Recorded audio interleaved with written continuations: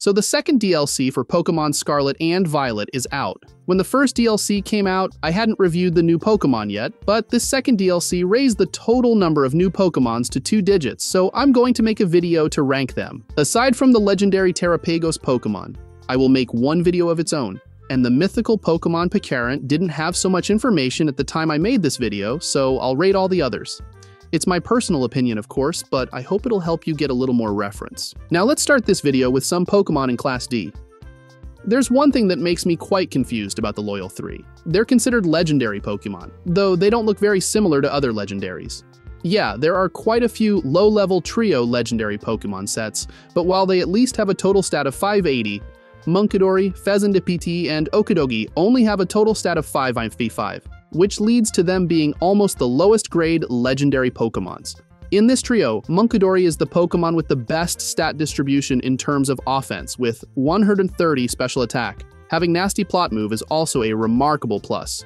Its speed is quite good, 106, which is not a small number, but unfortunately, compared to the current Pokemon, it's completely insufficient. Toxic Chain abilities are rather frightening, as any hit, including U-turn on withdrawal, can also poison the opponents, putting time pressure on them. What's not right here is that Munkidori's dual type, Psychic and Poison, probably the 2 worst offensive types. Unfortunately, Munkidori did not have enough coverage move and had to choose between using Shadow Ball to handle Gholdengo or Focus Blast to attack the remaining Steel-type Pokemon. Using Focus Blast is too risky with only 70% accuracy. Even in case Munkidori hits it accurately, it almost can't one-hit KO the opponent. And if it misses, this monkey will be destroyed in the next turn. The second Pokemon in Rank D is Fezandipiti, another member of the Loyal 3, a dual-type Poison and Fairy Pokemon. In typing, this bird is better than Munkidori in both offense and defense. Moreover, it can use Calm Mind to boost the stats, as well as Roost to recover.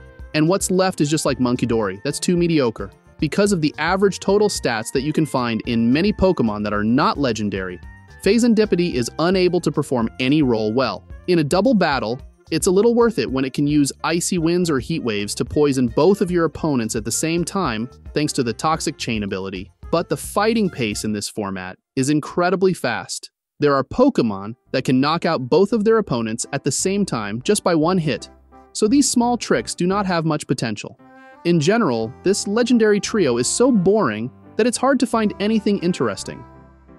Okidogi is the best Pokemon in the Loyal 3 trio, which is also the reason why it is in Rank C. This Pokemon's physical attack stat is quite high and has a good set of moves with Close Combat and Gunk Shot, with some coverage moves like Knock Off to deal with Psychic-type Pokemon and Psychic Fangs to deal with Poison-type Pokemon. These 2 moves have the additional effect of destroying the opponent's equipments or break their walls, which is quite useful. Imagine a Pokemon that just sent out and had its equipment removed and poisoned.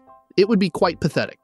This is also the only Pokemon in this trio whose other ability beside Toxic Chains makes sense. Guard Dog will help this Pokemon increase its attack power when affected by Intimidate, and also prevent Okidogi from being withdrawn by moves like Whirlwind or Roar, so it can tank physical hits quite well with the Bulk Up and Drain Punch combo, especially when, among its few weaknesses, Flying or Ground-type Pokemon almost are physically attacker. However, not possessing good enough special defense stat, as well as taking super effective hits from Psychic-type Pokemon, is also a huge weakness of this dog.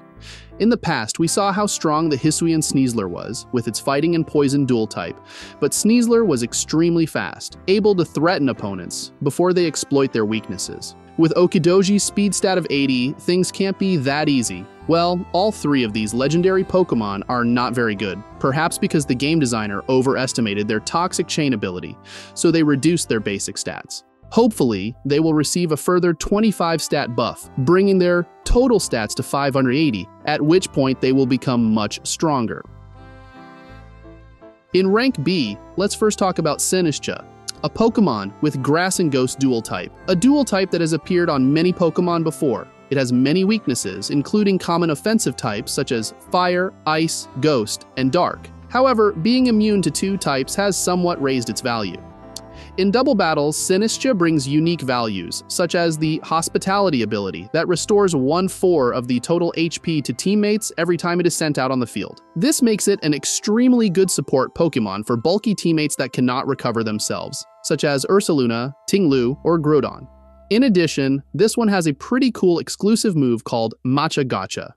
Imagine this move is a combination of Giga Drain and Scald. It can also hit both opponents, but in return, it only has 90% accuracy and a 20% chance to burn enemies instead of 30%. This move can both help Sinistcha survive longer and reduce the opponent's physical attack power, which again increased its survivability. In addition, it can also support teammates by building Trick Rooms or Rage Powder to keep them safe. Scald will probably be more effective than Matcha Gotcha in single battles, with the heat-proof ability helping to remove one weakness because Hospitality is completely useless in this format. And with only 4 weaknesses left, along with moves like Calm Mind and the Recover move, Sinistcha performs quite well in low-tier battles. If you think it's crazy that B-Sharp has a new evolution form in Gen 9, then the fact that a Pokemon with a total stat of 535 just introduced in Gen 8, then can evolve right in Gen 9 is really beyond imagination. And after evolving, this Archaludon has a total stat of up to $600. Basically, Archaludon's stats are increased mainly in physical attack stats and both defense stats, turning him into a decent, bulky mix attacker. Dragon and Steel dual type is extremely good with only 2 weaknesses, along with the ability Stamina, making it even bulkier because it will increase physical defense every time it is hit. Fighting and Ground-type Pokemon, which cause very effective damage to Archaludon, mainly using physical moves. Archaludon can take on many roles, from supporting with Stealth Rock, building walls with Light Screen, being a physical attacker after using Sword Dance, using its defense to attack with Body Press, or even being a special attacker with the exclusive move Electro Shot. It can be said that this is a versatile Pokemon, able to take on many roles quite well. Although it is an effective tanker, it still lacks the ability to recover, and if it chooses to be an attacker, it has a quite low speed stat, along with needing to use setup moves to battle effectively. Of course, you can't ask for anything more from a comprehensive Pokemon like this. Perhaps the best position for Archaludon is in the Rain team, which can create conditions for it to spam Electro Shot, a move that executes in just 1 turn during rain. And in the double battle format, this will be easier to do. With the Assault Vest equipped, this Steel Dragon is a pretty difficult target to defeat. Along with the Stalwart ability, being able to ignore the opponent's Ally Switch or Follow Me gives it an extremely proactive attacking ability. Iron Crown is one of the few future Paradox Pokemon whose design seems reasonable to me when compared to their current form. This is also one of the few Steel-type Pokemon that specializes in special attacks with stab moves such as Psychic, Psyshock, Expanding Force, Psychic Noise, and Stored Power. The exclusive Steel-type move Tai Chion Cutter that never misses and can hit twice, making it capable of ignoring, Focus Sash, Sturdy, or removing Substitute, so it can be said that this is the easiest move to spam of the Steel type. Although its speed stat is only average, Iron Crown has many good setup moves, such as Agility, Calm Mind, or Iron Defense, that it can easily execute because typing inherently gives it quite good defense. Along with that, these setup moves also make its Stored Power move become more powerful. Iron Crown's Steel and Psychic dual type in terms of defense help it resist and be immune to up to 10 types, but it also has 4 weaknesses from currently quite dangerous offensive types such as Fire, Ground, Ghost, and Dark. As for attack, this dual type is not too effective as the Stab-Eye combo of this Pokemon will not be very effective against many Steel-type Pokemon such as Kingambit, Goldengo, Ferrothorn, Heatran, or Corviknight.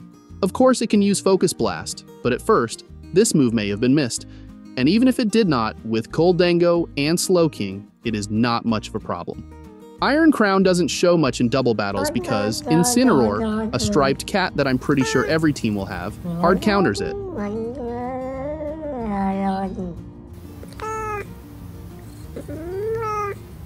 I find it quite strange that Applin has 3 evolution branches, but only Diplin can evolve one more time, called Hydrapple. This one still has Grass and Dragon dual type, which cannot be said to be good, but at least its stats are better than the other 2 evolutions. Trying to raise its value even though it's bad dual type, Hydrapple brings many special things, such as the ability to lower the opponent's evasiveness when just entering the field, when combined with Pokemon that possess strong but not absolutely accurate moves like Groudon or Kyogre. In a single battle format, the Regenerator ability and good defense will make it able to block Rillaboom, Great Tusk, or Ogerpon from time to time. It also has Recover and Giga Drain. Unfortunately, it cannot learn Leech Seed. Besides good defense, Hydrapple also has quite a good attack power with 120 special attack stat and can use Nasty Plot if desired. It has powerful moves like Leaf Storm, Draco Meteor, or Earth Power to deal with Steel-type enemies. And Fickle Beam move seems to be designed for gacha lovers, as it already has base power of 80, almost equal to Dragon Pulse, but every time it is used, it will have a 30% chance of dealing double damage. For a bulky Pokemon who spams that move all day, sometimes it will cause an unfortunate opponent to immediately disappear. And of course, with a bulky Pokemon that can cause quite a bit of damage to the opponent, along with good recovery ability, the slow speed is understandable. However, the Dragon and Grass dual types have many weaknesses, making Hydrapple extremely afraid of some ice moves. However, it can now temporarily rely on the Terastallizing mechanic to increase its defense. We already know that Walking Wake, a Pokemon that can work well in both sunlight and rain. Now we will talk about its brother, Raging Bolt. At first glance, it can be said that this Brachiosaurus-like Pokemon is very bulky with a basic HP stat of 125, and its hit is also very painful with 137 special attack. As an ancient Paradox Pokemon with dual electric and dragon types, this one can be strong in both sunlight weather and electric terrain. If you have both at the same time, it's more than great. Even in the rain, it can be used to some advantage with some moves like Thunder or Weather Ball. The Dragon Electric Dual type is quite good, being resisted by only 23 Pokemon, and all of them will be defeated by the Weather Ball move in the sunny weather. Raging Bolt's exclusive move Thunderclap is also the only priority move of the electric type, giving it the ability to one-hit KO dangerous Pokemon that are faster than it, such as Urshifu Rapid Strike, Iron Bundle, or Enamorus. The limitation of this Pokemon is that its speed is too low to fully utilize its attack power. Although it has a priority move, this move cannot affect Ground-type Pokemon. While there are many strong Ground-type Pokemon in the present meta, and no matter how the EVs and IVs are distributed, it is impossible to activate the Photosynthesis ability to raise its speed. Although it possesses the Weather Ball move, it must be in sunny weather to be effective. So sunny weather is quite a necessary condition for this long-necked Pokemon. If Waking Wake and Raging Bolt can fight in different weathers and terrains quite well, then Gouging Fire focuses only on sunny weather. This is the only ancient Paradox Pokemon that has Fire type, which means that in sunny weather, it will both have the power of Fire type moves increased by 50% and have its ability activated. If Photosynthesis increases its physical attack power, its fire moves will hit twice as hard. This Pokemon's attack power can be placed on par with Chi-Yu in the sun or Miraidon on the electric terrain. And as a fire-type physical attacking Pokemon, it is completely immune to burn status, which is extremely awesome. And there's an even better thing when it can use Dragon Dance, so the average speed stat is no longer something that can hold it back from showing off its full power. This Pokemon's physical defense is also quite good when it can resist 4 times up to 2 types, making it easy to join the battle and dance in front of fire or grass type Pokemon, creating a premise for its sweep. Its exclusive move is also quite good, as it is similar to Protect but will cause burns to Pokemon that touch it. Also possessing Morning Sun move to recover, defeating this Pokemon is quite hard.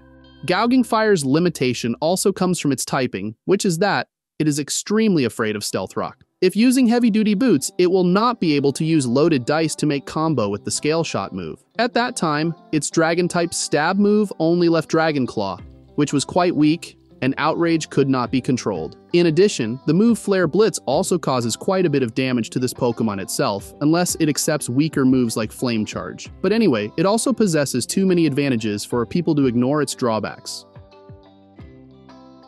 Generation 9 brought quite a few good Rock-type Pokemon, like Grimora and Garganacl, and now we have Iron Boulder. This Pokemon has dual Rock and Psychic types, like Solrock and Lunatone. You may not have had a very good experience with that Sun and Moon Pokemon couple, because this dual type is not good. But Iron Boulder has many other values to compensate this weakness. The first thing that is easiest to see is its stat, with a physical attack stat of 120 and a speed stat of 124, which can be even higher if the Photosynthesis ability is activated. Although it cannot be compared to Fluttermane or Iron Bundle, we cannot call this Pokemon slow. Steel and Dark type Pokemon can completely block Rock and Psychic type stab attacks combination, but Iron Boulder still has Close Combat or Earthquake to deal with these Pokemon. With the Stab Zen Headbutt move that has a 20% chance to flinch opponents, and the exclusive move Mighty Cleave that can penetrate, protect along with Sword Dance to increase attack power, this is truly a Pokemon with incredible offensive potential. Iron Boulder's defense stats aren't too low, but it's dual type, which has up to 7 weaknesses, including very well-liked types, with priority moves that can completely overwhelm it, drags it down. I'm talking about Grassy Glide, Aqua Jet, Sucker Punch, Bullet Punch, Shadow Sneak, and First Impression. Because of this dual type, Iron Boulder depends entirely on Terastallize to stay on the floor and show its power. Next, the S-Rank opening brings us to a special form of Ursaluna, which is Ursaluna BloodMoon. At first glance, this Pokemon has higher total stats than its normal form, but its distribution is worse. Specifically, the offense and defense are both worse. Meanwhile, it naturally has 70 physical attack points for nothing, and also does not possess the extremely strong attack auxiliary ability like Guts. Although called weaker, Ursaluna BloodMoon's attack potential is still very good, possessing up to 135 special attack power, equal to Fluttermane. It also raises its value with the Mind's Eye ability that allows it to hit Ghost-type Pokemon with normal or fighting moves. This gives it a pretty perfect stab combo, when only Rock and Steel types are resistant, but will be destroyed by this bear's ground moves. At that time, only Steel and Flying Dual-type Pokemon, like Corviknight, could confidently stand in front of it. Regarding moves, Ursaluna also has the exclusive move BloodMoon, which has power up to 140. Its weakness is that it cannot be spammed continuously. Considering that the normal Ursaluna can deal huge damage but requires a Flame Orb to be activated, BloodMoon still has an item slot to carry leftovers, meaning it does not lose health after each attack turn, but also became quite stubborn. With the moves Calm Mind to increase special defense and Moonlight to recover, its powerful attack power will create even more value in battle. And then we have Ogerpon. This Pokemon has 4 different forms that are all very strong, with a nice set of stats and very good abilities. After Terastallize, their abilities will change to the Embody aspect, increasing the stats corresponding to each of their forms after entering battle. Its default form has Grass type, the only form that can freely choose equipment with the Defiant ability, making it not afraid of Intimidate. After Terastallize, its Embody aspect ability will increase its speed stat, making it an extremely fast and strong Pokemon with the exclusive move Ivy Cudgel, which has 100 base power, absolute accuracy, and a high critical chance. Along with that is Sword Dance to increase attack power, U-Turn to pivot, or Horn Leech to recover a little bit HP. However, this form is still not as attractive as the other 3 forms. The reason is that Grass type is quite bad, transforming into either Fire and Grass, Water and Grass, or Stone and Grass. Dual types will definitely improve both its attack and defense. Not only that, but equipping the Mask to help Ogerpon transform also increases the attack power of all its moves by 20%, including non-stab moves. This is like it's holding a mini Life Orb. Weaker, but not having any side effects. Ogerpon Heart Flame with dual Grass Fire type has the best performance. When Terastallize, its Embody aspect ability will increase its physical attack similar to Zacian's Intrepid Sword, and with just 1 turn using Blaze, it can sweep the entire opponent's team. Wellspring form, Water and Grass dual type, has the Water Absorb ability that makes it enter the battle to block Water type moves, along with the Embody aspect ability that will increase its special defense stat, and its weaknesses are not common types, so they can both support and attack extremely effectively. As for the Cornerstone form, the advantage is that the Ivy Cudgel move will be a Rock type move with 100% accuracy, and the increased physical defense stat after Terastallize will make it extremely bulky. The only disadvantage is that without Terastallizing, the original ability of this form, Sturdy, is not very useful. To talk in detail about Ogerpon is too long because every form of it has its own strengths, so I will make a separate video for it later. One thing I like about Ogerpon is that it has reduced the popularity of Amoonguss a lot. When in double battle format, it is not only immune to its spore moves, but can also replace the Dwarf Mushroom as a Follow Me user. The Fire Ogerpon forms also directly threaten Amoonguss. And that are my opinions about the new Pokemon in the 2 DLCs of Pokemon Scarlet and Violet. And perhaps quite a few of them will appear in the top 10 most powerful Pokemon of some types. Let's wait and see how they perform, or if they have any new tricks in future matches. Now goodbye everyone, don't forget to leave a like if you like this video, as well as subscribe to receive notifications about my new videos. Peace.